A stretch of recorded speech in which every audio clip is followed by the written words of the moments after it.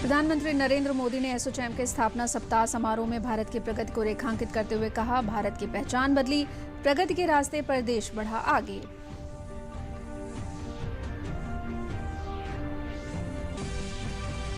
केंद्रीय श्रम मंत्री संतोष गंगवार ने कहा, विपक्ष राजनीतिक कारणों से कर रहा है कृषि कानूनों का विरोध, नए कानून से होगी किसानों की उन्नति।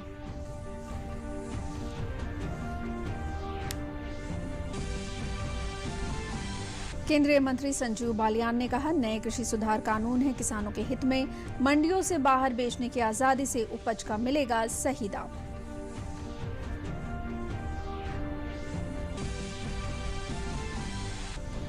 और देश में कोरोना संक्रमण से अब तक 95,50,712 मरीज हुए ठीक। कोरोना संक्रमण का रिकवरी रेट पहुंचा 95.46%। नमस्कार, मैं हूं पूजा श्रीवास्तव और अब समाचार विस्तार से। प्रधानमंत्री नरेंद्र मोदी ने एसोचैम के स्थापना सप्ताह समारोह को आज संबोधित किया। वैश्विक स्तर पर और विभिन्न सेक्टरों में भारत की प्रगति को रेखांकित करते हुए प्रधानमंत्री ने कहा कि भारत ऐसे रास्ते पर आगे बढ़ रहा है जहां लोग अब ये कहने लगे हैं कि भारत क्यों नहीं, जबकि पहले कहते थे भारत क्यों।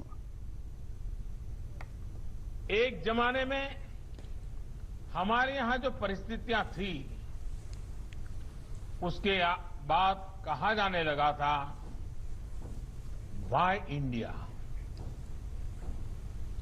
अब जो रिफॉर्म्स देश में हुए हैं उनका जो प्रभाव दिखा है उसके बाद कहा जा रहा है वाई नॉट इंडिया।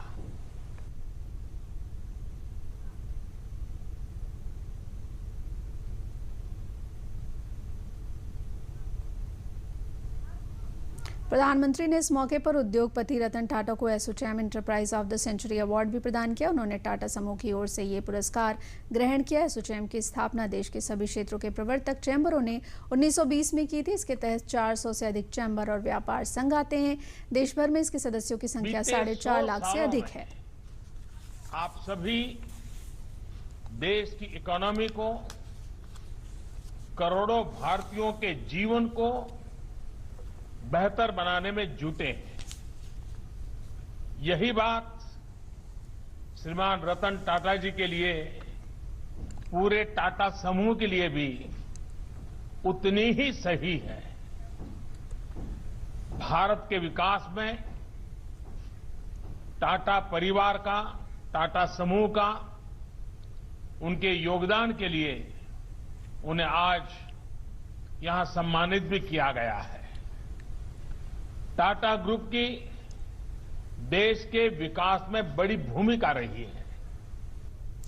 प्रधानमंत्री नरेंद्र मोदी ने अपने कृषि सुधारों को लेकर फैलाए जा रहे भ्रम के बीच अपने ट्विटर अकाउंट पर नमो ऐप का लिंक शेयर किया है, जिसमें कृषि सुधारों को लेकर ग्राफिक्स, बुकलेट और अन्य बहुत सी सामग्रियों के जरिए जानकारी दी गई है। प्रधानमंत्री ने ट्वीट में लिखा है, यहाँ ग्राफिक्स और बुकलेट सहित बहुत सी सामग्री है जो विस्तार से बताती है कि हाल ही में किए गए कृषि सुधारों से हमारे किसानों की किस तरह मदद हो रही है। ये नमो ऐप पर वॉलंटियर मॉड्यूल के तहत योर वॉइस और डाउनलोड सेक्शन में उपलब्ध है। पढ़िए और खूब शेयर कीजिए।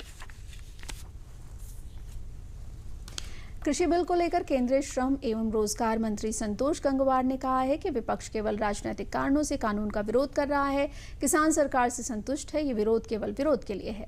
बरेली में कार्यकर्ताओं के साथ बैठक के बाद केंद्रीय मंत्री ने दूरदर्शन प्रतिनिधि से बात करते हुए कहा कि एमएसपी का सवाल जो लोग उठा रहे हैं उन्हें मालूम होना चाहिए कि केंद्र सरकार ने जो न्यूनतम समर्थन मूल्य तय किया है उसे हर वर्ष बढ़ाने का काम किया है।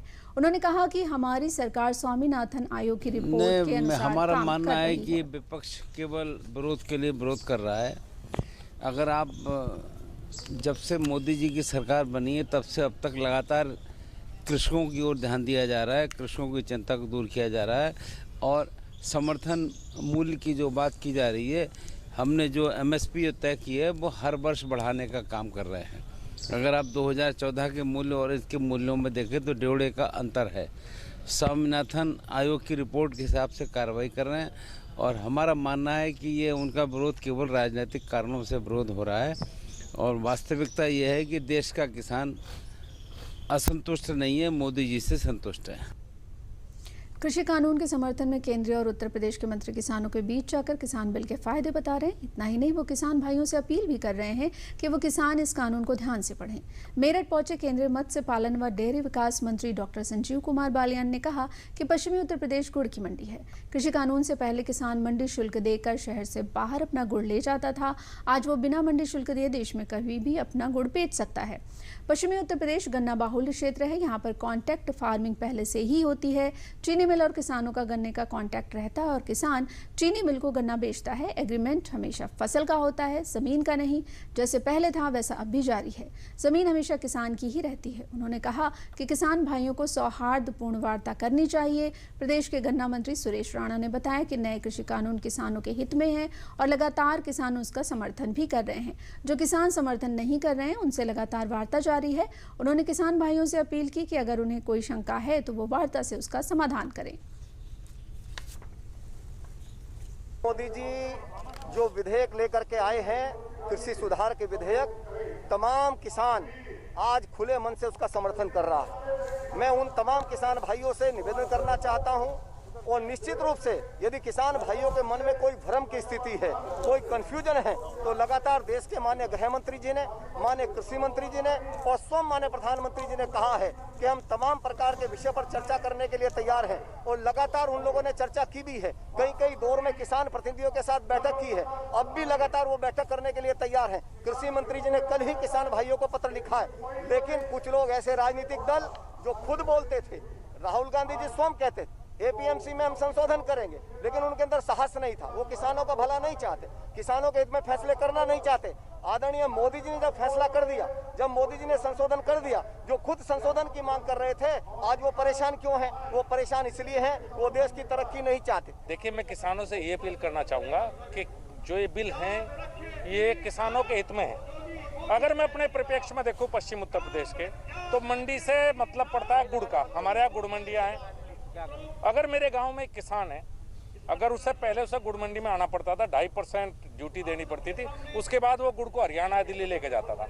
अब अपने गांव से बिना टैक्स दिए वो जहां उसका मन है वहां गुड़ को ले जा सकता है। तो एक तरह से ये बहुत बड़ा फायदा है। और कॉन्ट्रैक्ट फार्मिंग की जहां तक बात है, एक तरह से पश्चिम उत्तर प्रदेश में कॉन्ट्रैक्ट फार्मिंग ही है। गन्ना किसानों का शुगर मिल के साथ एग्रीमेंट होता है, शुगर मिल गन्ना खरीदती हैं। ये फसल का एग्रीमेंट है, इसमें जमीन कहीं शामिल ना पहले थी ना आज है। प्रधानमंत्री ने सबसे पहले किसान सम्मान निधि किसानों को देने का काम किया, न एजेंडे में था न किसी ने कभी मांगने का काम किया। एक नंबर 2, किसानों का ऋण उत्तर प्रदेश के अंदर 1 लाख रुपए का ऋण उत्तर प्रदेश के अंदर माफ करने का काम किया। किसानों की आय को दुगनी करने के लिए सबक प्रयास किए, सस्ता बीज दिया, कल्टीवेटर्स दिए, कृषि ऋण उत्पादन पर 90% तक सब्सिडी देने का काम किया। लोगों की योजनाएं बना करके कृषकों की 100 किसानों का ग्रुप बना करके उनको सब्सिडी दिलवा करके उनकी प्रगति को, उनकी उन्नति के लिए काम करने का काम किया। और जितनी भी आवश्यकताएं थी उन सबको पूरा करने का काम किया। आज कुछ लोग जिनकी जमीन सरक गई है, जिनके पास धरती नहीं है, जिनको जनता ने नकार दिया है, ऐसे लोग किसानों के कंधे पर बंदूक रख करके उनको आंदोलन चलाना चाहते हैं, लोगों को समाज को दिग्भ्रमित करने का काम कर रहे हैं। पीतल नगरी के नाम से देश दुनिया में अपनी पहचान रखने वाले मुरादाबाद के निर्यातकों की औद्योगिक समस्याओं का निराकरण हो सके, इसको लेकर मुरादाबाद में एक निर्यातक सम्मेलन का आयोजन किया गया। सम्मेलन में एमएसएमई मंत्री सिद्धार्थनाथ सिंह मौजूद रहे। कार्यक्रम में कैबिनेट मंत्री ने निर्यातकों की समस्याओं को गंभीरतापूर्वक सुनते हुए समस्याओं के जल्द निराकरण कराए जाने का आश्वासन दिया। इस अवसर पर सिद्धार्थनाथ सिंह ने एक जनपद एक उत्पाद प्रशिक्षण टूल किट योजना और मुख्यमंत्री युवा स्वरोजगार योजना के लाभार्थियों को टूल किट और चेक का वितरण भी किया। सिद्धार्थनाथ सिंह ने बताया कि सरकार के द्वारा उद्योग एवं निर्यात के विकास हेतु हर संभव प्रयास किया जा रहा है। उन्होंने कहा कि उत्पाद बनाने वाले लोग अपने अंदर उद्यमी की सोच विकसित करें। सरकार उद्यमी के विकास हेतु हर प्रकार की तकनीक उपलब्ध कराने हेतु प्रयासरत है। यही कोविड के टाइम पे जो आत्मनिर्भर पैकेज है एमएसएमईज के लिए और जो नई इकाइयां हैं, हम लोगों ने ऑनलाइन लोन मेला से 31,000 करोड़ रुपए विशेष रूप से जो स्मॉल है, माइक्रो है, उन इंडस्ट्रीज को दिलवाया है। 10.5 लाख जो एमएसएमईज उनको फायदा दिलवाया है। मुझे आपसे कुछ नहीं चाहिए, बस एक चीज चाहिए कि आप अपने आइडियाज दीजिए, प्रैक्टिकल आइडियाज दीजिए जो वर्केबल है।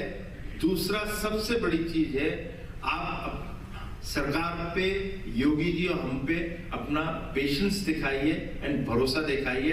ट्रस्ट में चाइना को हम लोग बीट करके रहेंगे। भारत में कोरोना वायरस संक्रमण से पिछले 24 घंटों में 29,885 संक्रमित मरीजों के ठीक होने के साथ ही देश में अब तक कुल 95,50,712 लोग स्वस्थ हुए हैं। इसके साथ ही देश में संक्रमण से ठीक होने वालों की दर 95.46% हो गई है। पिछले 24 घंटों में संक्रमण के 25,153 मामले सामने आए। हापुड़ में शुक्रवार को हैंडलूम नगरी पिलखुआ में केंद्रीय मंत्री जनरल वीके सिंह ने डायलिसिस केंद्र का उद्घाटन किया। डायलिसिस केंद्र के उद्घाटन से जनता को इलाज कराने के लिए इधर उधर भटकना नहीं पड़ेगा। उद्घाटन के बाद केंद्रीय मंत्री जनरल वीके सिंह ने केंद्र का निरीक्षण किया और केंद्र की सुविधाओं के बारे में जानकारी ली। जनरल वीके सिंह ने कहा कि अभी तक हापुड़ क्षेत्र में कोई डायलिसिस सेंटर नहीं था, लोगों को काफी दूर जाना पड़ता था, लेकिन अब डायलिसिस की सुविधा यहीं हापुड़ में ही मिलेगी और सरकारी अस्पताल में जो डायलिसिस होगी उसका पैसा सरकार देगी। उन्होंने कहा कि कोविड-19 के समय में प्राइवेट अस्पतालों से अच्छा कार्य सरकारी अस्पतालों ने किया है। उन्होंने कहा कि बहुत जल्दी ही ब्लॉक स्तर पर सभी को स्वास्थ्य सेवाएं उपलब्ध होंगी। सरकार इस ओर तेजी से कार्य कर रही है। आगे क्योंकि ये एक ऐसा सेक्टर है, स्वास्थ्य सेक्टर, जिसमें बहुत लोगों की आवश्यकता है,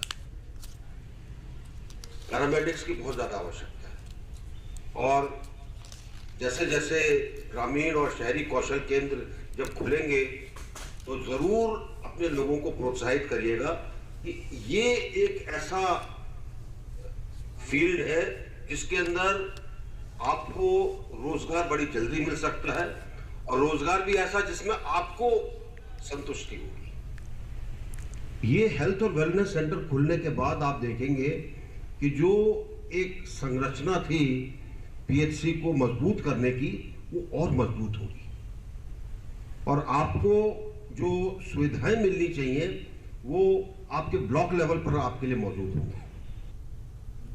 एनटीपीसी ऊंचाहार के खाते में लगातार उपलब्धियां दर्ज होती रही हैं। जिस प्रकाश से आपकी पूरी दुनिया रोशन होती है, उसके लिए परिवार दिन रात एक करके आपके लिए विद्युत उत्पादन करता है। सर्दी हो, गर्मी हो या बरसात हो या कोविड-19 का दौर रहा हो, एनटीपीसी के कर्मचारी हमेशा विद्युत उत्पादन में तत्पर रहे हैं। उसका प्रतिफल है कि एनटीपीसी ऊंचाहार देश की 17% बिजली का उत्पादन अकेले करता है। कोविड-19 के दौर में जब बिजली की मांग कम हो गई थी, तब भी एनटीपीसी की मशीनें चलने के लिए हमेशा तैयार खड़ी थीं। अब एक बार पुनः अपनी पूरी क्षमता से एनटीपीसी ऊंचाहार विद्युत उत्पादन कर रहा है। ये संस्थान अपने कर्मचारियों की सुरक्षा संरक्षा के साथ साथ आसपास के क्षेत्रों में सामाजिक सरोकारों में अपनी बड़ी भूमिका निभाता है। सड़कों का निर्माण हो, चिकित्सालयों का निर्माण हो, रेलवे स्टेशन को सुंदर बनाने का काम हो, बच्चियों को साइकिल वितरण करने का काम हो, स्कूलों में शौचालय बनाने का काम हो या वृक्षारोपण का काम हो, संस्थान इसे बखूबी करता है। सबको जान के खुशी होगी कि आज मेरा प्लांट जो 1550 मेगावाट की क्षमता और 10 मेगावाट का सोलर है, हमारे पास 6 इकाइयाँ हैं, 210 की 5 और एक 500 की। सारी इकाइयाँ पूर्ण रूप से फुल लोड पे चल रही हैं। आज मेरा जनरेशन आप अभी एक विजिट करेंगे तो देखेंगे कि जितना हमको ग्रिड से बोला जाता है हम उतना बिजली बनाते हैं, क्योंकि आपको पहले ही बताया कि हम इसको भंडार नहीं कर सकते, इसको कहीं पर हम रख नहीं सकते, तो इसलिए इसका स्टोरेज नहीं है तब तक जो हमको बोला जाता है उसी तरह से ग्रिड की डिसिप्लिन को मानते हुए हम बिजली बनाते हैं। और आज आपको पता है हम 62,900 से ऊपर 918 मेगावाट की क्षमता हमारी हो गई है, जो कि पूरे कंट्री में अगर 3,74,000 तो उसका 17% बिजली एनटीपीसी बना रही है।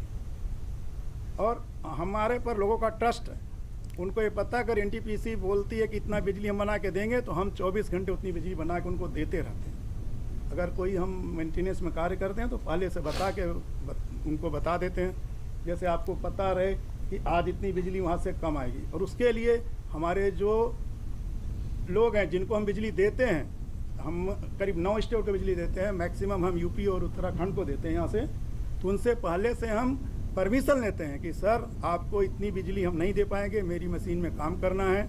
कि जो कोविड महामारी जिसमें कि पूरा विश्व स्तब्ध था, उसमें भी एनटीपीसी ऊंचाहार अपने देश का पूरा योगदान दे रहा था और 95% पीएलएफ से ज़्यादा उसने योगदान दिया। और इस योगदान में हमारी पूरी लीडरशिप टीम लगी हुई थी। मेरे साथ कुछ ऐसे साथी हैं लीडरशिप के, भोलानाथ सर के नेतृत्व में, जिन्होंने इस पूरे कोविड महामारी के दौरान एक दिन की भी छुट्टी नहीं ली है, यहाँ से कभी गए नहीं हैं, जिससे कि आपको 365 डेज 24/7 बिजली मिलती रहे। तो यह तो एनर्जी क्षेत्र में एनटीपीसी का योगदान है और एनटीपीसी ऊंचाहार का योगदान है। और आप लोगों का जो आपने हमें सपोर्ट दिया, एक पॉजिटिविटी और मीडिया का जो कवरेज दिया एनटीपीसी ऊंचाहार का, तो उसके लिए आप लोगों को बहुत बहुत हम लोग भूरी प्रशंसा करते हुए धन्यवाद देना चाहते हैं। कोविड-19 के बारे में जागरूकता के लिए कल लखनऊ में एक महाविद्यालय में भारत सरकार के सूचना और प्रसारण मंत्रालय के तहत प्रादेशिक लोक संपर्क ब्यूरो द्वारा जन जागरण कार्यक्रम का आयोजन किया गया। विभाग के संयुक्त निदेशक सुनील शुक्ला ने इस अवसर पर बताया कि हाथों को बार बार धोने, मास्क का उपयोग करने और 2 गज की दूरी का पालन करते हुए नोवेल कोरोना वायरस से बचा जा सकता है। उन्होंने कहा कि खांसी या बुखार के लक्षण अथवा सांस लेने में तकलीफ होने पर कोरोना की जाँच कराना और सार्वजनिक स्थानों पर जाने से बचना चाहिए। इस मौके पर प्रश्नोत्तरी का आयोजन करके विजयी प्रतिभागियों को पुरस्कार भी वितरित किए गए।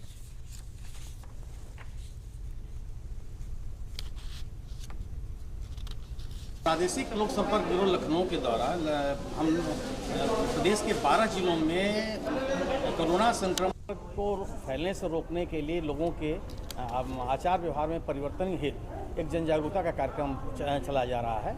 चूँकि लखनऊ उन संवेदनशील जिलों में शामिल है जिन्हें केंद्र सरकार ने चिन्हित किया है, इसलिए इस लखनऊ में भी इस तरह ये कार्यक्रम जन जागरूकता का कार्यक्रम चलाया जा रहा है। और हम लगातार पिछले 10 दिसंबर से इस कार्यक्रम को चला रहे हैं और 10 दिनों तक ये चलाया जाएगा।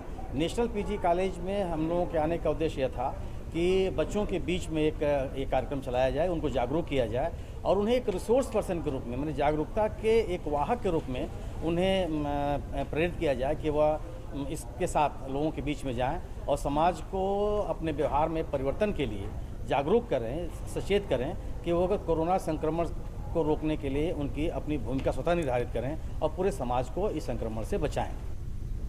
प्रदेश के 8 जिलों में 21 दिसंबर से राष्ट्रीय फाइलेरिया उन्मूलन कार्यक्रम के तहत मच्छरों से काटने से होने वाली इस बीमारी के लिए विशेष अभियान चलाकर घर घर दवा वितरित की जाएगी। लखनऊ में कल राष्ट्रीय फाइलेरिया उन्मूलन दिवस मनाया जाएगा। इस अवसर पर आयोजित कार्यक्रम में विश्व स्वास्थ्य संगठन से जुड़े स्वास्थ्य विशेषज्ञ और प्रदेश के स्वास्थ्य विभाग के अधिकारी शामिल हुए। डॉक्टर वीपी सिंह ने कहा कि फाइलेरिया उन्मूलन के लिए सरकार लगातार कार्य कर रही है और प्रत्येक वर्ष सभी लोगों को ये दवा मुफ्त में खिलाई जाती है। उन्होंने कहा कि इस दवा के सेवन से साइड इफेक्ट में सर दर्द जैसी प्रतिक्रियाएं देखने को मिल सकती हैं, लेकिन इस दवा के सेवन के बाद फाइलेरिया जैसी गंभीर बीमारी से बचा जा सकता है।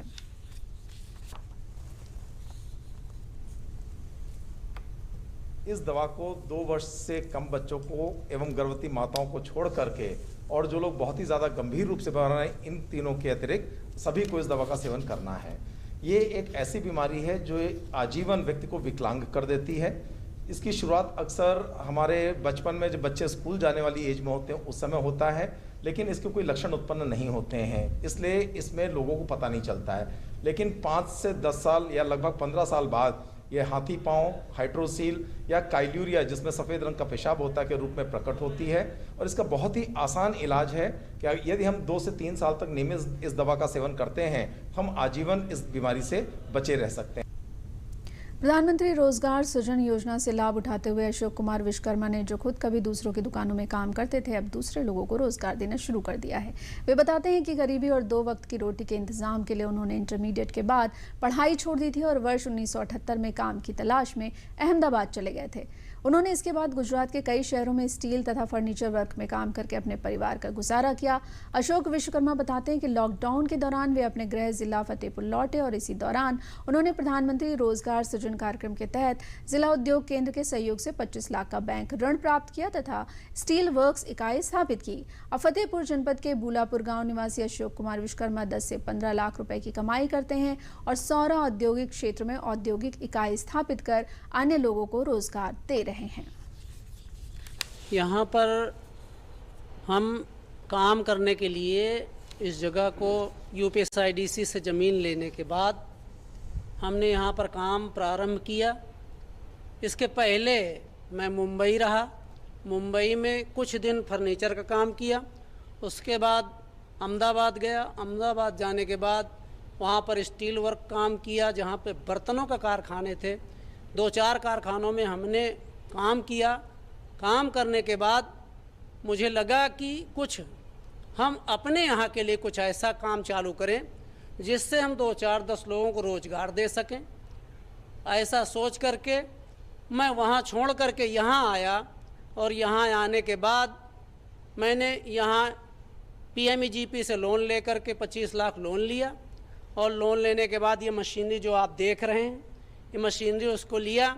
अब इसको मैंने प्रारंभ किया है, जिससे मेरे यहाँ 2-4-6 लोग काम कर रहे हैं, इनका भरण पोषण हो रहा है और मुझे भी लाभ मिल रहा है, 2-4 परिवारों को लाभ मिल रहा है। पहले तो मैं बम्बई में काम करता था। इसके बाद जब लॉकडाउन हुआ तब मैं यहाँ घर आ गया। घर आने के बाद में श्रीमान जी विश्वकर्मा जी यहाँ पर कारखाना खोल लिए थे। इसके बाद में काम यहीं पर करने लगा। मैं पहले जो है बाहर काम करता था, उसके बाद में जो है जब यहाँ ये इकाई खुल गई तो हम जो है यहाँ आकर के काम करने लगे। इससे यहाँ में जो है लोकल में होने की वजह से जो है काफ़ी राहत मिलती है। जो है अपने घर भी रहते हैं और टाइम से अपना इकाई में भी आ जाते हैं, काम करते हैं। सर पहले हम पुणे में काम कर रहे थे, फिर कुछ दिन बाद बेंगलोर में काम किया, फिर इसके बाद लॉकडाउन के बाद यहाँ पे आए। यहाँ पे बड़ी समस्याएं थी रोज़गार की। इसके बाद हमारे मित्र अशोक विश्वकर्मा जी हैं, उन्होंने यहाँ पे एक औद्योगिक इकाई चालू की, स्टेनलेस स्टील फैब्रिकेशन वर्क। तो हम लोग सब लोग उसी में काम करने लगे और उससे कई लोगों को रोज़गार मिला और हम लोग अब यहाँ पे रह के संतुष्ट हैं। आजमगढ़ में बेरोजगार नवयुवकों को स्वावलंबी बनाने और उन्हें आर्थिक गतिविधियों से जोड़ने के लिए केंद्र सरकार द्वारा संचालित मुद्रा योजना काफी लोकप्रिय सिद्ध हो रही है। बिना किसी गारंटी से अपने रोजगार को बढ़ाने और नव रोजगार को सृजन करने के लिए लघु व्यापारियों तथा बेरोजगार युवाओं में इसका काफी प्रचलन बढ़ा है। आजमगढ़ में इस वैश्विक महामारी के बाद से यूनियन बैंक ऑफ इंडिया ने 45 करोड़ रुपए का मुद्रा लोन 1500 बेरोजगार युवकों को बांटकर उन्हें स्वावलंबी बनाया है। मुद्रा ऋण 3 श्रेणियों में प्रदान किए जाते हैं। हमारा नाम पवन गुप्ता है सर। यूनियन बैंक से हमने 1 लाख रुपए मुद्रा लोन लिया है अपने रोजगार को बढ़ाने के लिए। प्रधानमंत्री जी को धन्यवाद। यूनियन बैंक से कुछ मुद्राएं 2 लाख के करीब में लिया हूँ और वह अपने व्यवसाय को बढ़ाने के लिए ये सब कार्यक्रम किया, जो कि अब प्रधानमंत्री की योजना है और उसी के अंतर्गत काम कर रहा है। दिल्ली में जहां किसान अपनी मांगों को लेकर धरने पर बैठे हैं, तो वहीं बरेली के किसान इन सब बातों से दूर होकर मंडियों में अपने धान की फसल बेच रहे हैं। सरकार के प्रयास से बरेली जिले में धान खरीद का लक्ष्य 100% पूरा हो जाने के बाद भी खरीदारी जारी है, जिससे मंडल में बरेली जिला पहले स्थान पर है। बरेली मंडल में 9 लाख मीट्रिक टन धान खरीद का लक्ष्य रखा गया था, जिसके लिए मंडल भर में 535 खरीद केंद्र बनाए गए, जिसमें बरेली जिले में 1,75,000 मीट्रिक टन के सापेक्ष 15% मीट्रिक टन अधिक धान खरीद की गई है। आरएफसी प्रभारी जोगिंदर सिंह ने बताया कि मंडल में 3 जिलों में 100% धान क्रय का लक्ष्य पूरा चुका है। वहीं पिछले वर्ष धान विक्रय करने वाले 1,10,000 किसानों के सापेक्ष इस बार 1,60,000 किसानों ने पंजीकरण कराया था। वहीं किसानों का कहना है कि मंडियों में आसानी से खरीदा जा रहा है, जिसमें किसी प्रकार की कोई दिक्कत नहीं आ रही है। कर लिया गया है। बरेली मंडल में 4 जनपद आते हैं, बरेली, बदायूं, शाहजहांपुर, पीलीभीत, जिसमें 3 जनपदों द्वारा अपना 100% लक्ष्य पूरा कर लिया गया है। बरेली ने लगभग 115% पूर्ण कर लिया गया है। सबसे बड़ी बात यह है कि गत वर्ष 1,10,000 किसानों ने ये पंजीकरण कराया था, धान विक्रय किया था सरकार के लिए। इस साल आज की दिनांक में लगभग 1,60,381 किसानों का धान क्रय किया गया है। नहीं, हाँ, पूरा पैसा मिल रहा है। किसी तरह की कोई दिक्कत तो नहीं आ रही है? नहीं, कोई दिक्कत नहीं आ रही है। खाली जो वो तो नियम है, उसमें 11 रुपये कट्टा वो जो तुलाई का है, वो सब तुलाई का है, वो जाता है। वो बाकी कोई खर्चा एक्स्ट्रा नहीं लिया जा रहा हम लोगों से। उन्नाव जनपद में चल रहे जरी जरदोजी के काम को ऊंचे शिखर तक पहुंचाने के लिए फैशन डिजाइनर रीना ढाका ने जनपद के मियागंज में जरी जरदोजी के कारीगरों से मुलाकात की और बातचीत भी की। उन्होंने कारीगरों से जानकारी ली कि वो कैसे और कितने समय में ड्रेस को तैयार करते हैं और उनके द्वारा बनाए गए ड्रेस कहां तक जाते हैं। उन्नाव जिले में जरी जरदोजी उद्योग एक जिला एक उत्पाद में चयनित है। साथ ही जनपद के कई गाँवों और कस्बों में बड़ी संख्या में लोग काम भी करते हैं।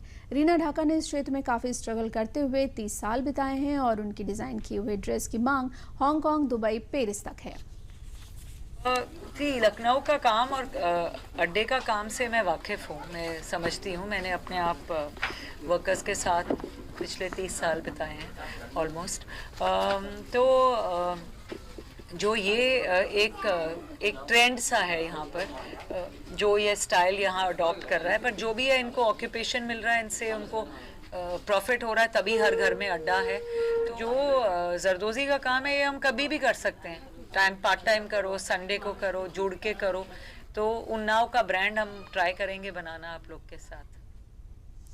किसानों को आर्थिक रूप से मजबूत बनाने के उद्देश्य से केंद्र सरकार लगातार प्रयास कर रही है। केंद्र सरकार के दिशा निर्देश पर बैंक किसानों के घर जाकर उनकी आर्थिक समस्याओं को समझते हुए उनका समाधान करने का प्रयास युद्ध स्तर पर कर रहे हैं। इसी कड़ी में रायबरेली में भारतीय स्टेट बैंक के द्वारा 18 किसानों को ऋण बांटा गया। ये ऋण 1 डिस्ट्रिक्ट 1 प्रोडक्ट स्वयं सहायता समूह के साथ ही कृषि उपकरणों की खरीद के लिए किसानों को दिया गया। इसके साथ ही ऐसे किसानों को भी सम्मानित किया गया जो अपने ऋण खाते का बेहतर तरीके से संचालन के साथ ही बैंक के मानकों को पूरा करते हुए ऋण खाता संचालित कर रहे हैं। भारतीय स्टेट बैंक के लखनऊ सर्कल के मुख्य महाप्रबंधक अजय कुमार खन्ना ने बताया कि सरकार किसानों की इनकम डबल करने के लिए दिन रात मेहनत कर रही है। नई नई स्कीमों के माध्यम से अधिक किसानों तक योजनाओं का लाभ पहुंचाया जा रहा है, जिससे किसान व किसानी को भी देश के विकास की मुख्य धारा में लाया जा सके। वहीं किसानों ने बताया कि उनकी आर्थिक जरूरतों को समझते हुए सरकार कोरोना काल में बैंकों के माध्यम से कर रही है। आज उन्हें किसान मेला में ऋण दिया गया है, जिसके लिए सरकार व बैंक को धन्यवाद दे रहे हैं। रिक्वेस्ट करके उन्होंने हमारा बहुत बड़ा सहयोग किया और इस मशरूम खेती के लिए उन्होंने मुझे अपना बहुत बड़ा सहयोग दिया।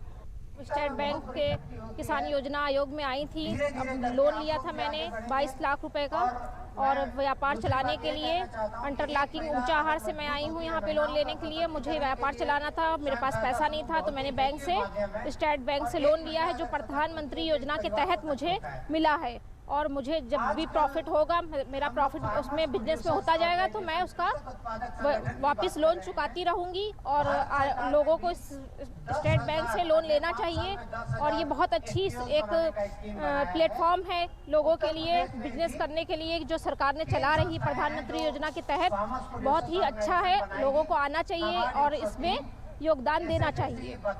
उद्योग केंद्र से 25 लाख का प्रधानमंत्री हमारे जो मोदी जी जो है, जिन्होंने मतलब ये देश के विकास के लिए जो कार्यरत हैं और बहुत अच्छी उन्होंने प्रधानमंत्री रोजगार योजना चला रखी है, जिसको हमने जो वहाँ बात किया और बात करने के बाद उन्होंने वहाँ से हमारा जो है लोन स्वीकृत किया जिला उद्योग केंद्र से और स्टेट बैंक में भेजा हमारी फाइल। और यहाँ भी हमें कोई दिक्कत नहीं हुई। स्टेट बैंक में मैनेजर साहब ने जो भी छोटी मोटी फॉर्मेलिटी थी बताया था, वो हमने सब पूरी की और आज हमको जो 22,50,000 का लोन जो स्टेट बैंक ने स्वीकृत किया और उससे अब हम काम शुरू करेंगे और भगवान चाहेंगे तो हम इसमें बहुत अच्छे से लोगों को रोजगार देंगे और खुद भी अपना अच्छा जीवन यापन करेंगे। मैं Ajay Kumar Khanna, state bank of India Lucknow circle के मुख्य महाप्रबंधक। आज यहाँ एक लोन मेले का आयोजन किया गया और इस मेले के आयोजन का जो प्रयोजन है वो ये है, हालांकि हमारी शाखाएँ हर गांव में, हर कस्बे में हैं और वो वहाँ वित्तीय सहायता देती हैं, लेकिन कई बार इसके बारे में जानकारी पहुँच पाना हर किसान तक, हर निवासी तक, हर कस्टमर तक इसकी जानकारी पहुँच पाना मुश्किल होता है।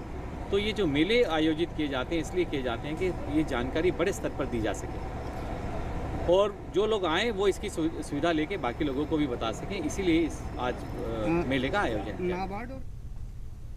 अब अंत में प्रमुख समाचार एक बार फिर। प्रधानमंत्री नरेंद्र मोदी ने एसोचैम के स्थापना सप्ताह समारोह में भारत की प्रगति को रेखांकित करते हुए कहा, भारत की पहचान बदली, प्रगति के रास्ते पर देश बढ़ा आगे।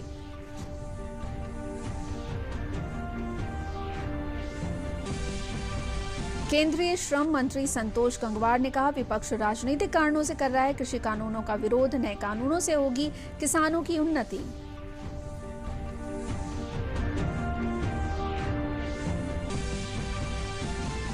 केंद्रीय मंत्री संजीव बालियान ने कहा, नए कृषि सुधार कानून है किसानों के हित में, मंडियों से बाहर बेचने की आजादी से उपज का मिलेगा सही दाम।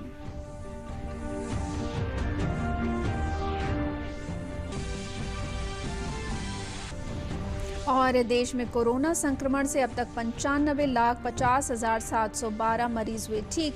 कोरोना संक्रमण का रिकवरी रेट पहुंचा 95.46%। इसी के साथ समाचार समाप्त हुए। नमस्कार।